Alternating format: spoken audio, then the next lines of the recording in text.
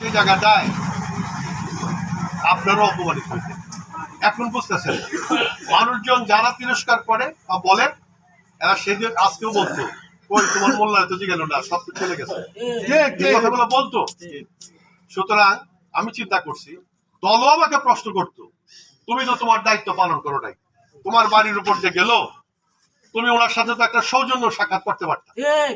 সুতরাং আমাকে দিয়া আমি এলাকাবাসীর লোকজনের পক্ষে বুঝাতে চাইছি আমার এলাকার লোকজন সম্মান দিতেও জানে, সম্মান পাইতেও জানে, সে কারণে আমি ওনার সাথে থাকছি এবং দলের পক্ষে কথা বলছি।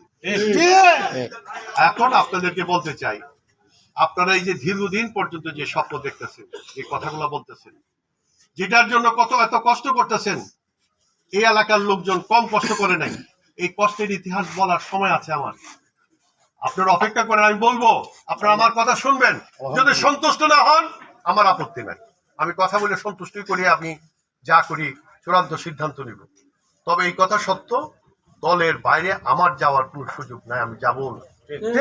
কিশোরগঞ্জের লোকজনরা বলছে, আমি আগেও বলছি, বাংলাদেশের বিভিন্ন জায়গায় প্রার্থীর বিরুদ্ধে প্রার্থী নির্বাচন করতেছে, প্রতিদ্বন্দ্বিতা করতেছে, কাউকে ডাকে নেওয়া হয়নি।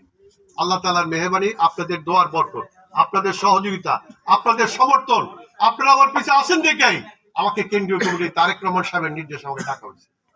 এটা তো আপনার জন্য গর্বের বিষয়, এটা আপনাদের অহংকারের বিষয়।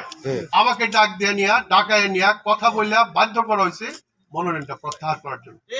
একটা কথাই সবচেয়ে বেশি তারা গুরুত্ব দিচ্ছে, এই কিশোরগঞ্জের যারা রাজনৈতিক দলটা করে সবচেয়ে পুরোনো ব্যক্তি হচ্ছে তুমি। যখন কেউ ছিল না, সকলের দল ছেড়ে চলে গেল, তুমি দলটাকে সংগঠিত করছো। তুমি যা ইচ্ছা তাই করতে পারো না। আমি এই বিবেকের কাছে দংশিত, মনে মনেও সিদ্ধান্ত নিয়েছিলাম আগে দলের বিরুদ্ধে যাওয়া আমার ঠিক হবে না।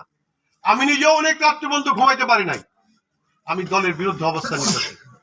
যেই দলটা এতদিন পর্যন্ত করলাম, এটার জন্য কোনো অর্থ কামাইলাম না, এটাকে ব্যবহার করে নিজে ব্যবহার করলাম না, আমি আমার শক্তি প্রদর্শন করলাম না, শুধু একটাই স্বপ্ন, আমার এলাকার জনগণকে নিয়ে স্বপ্ন দেখতেছি।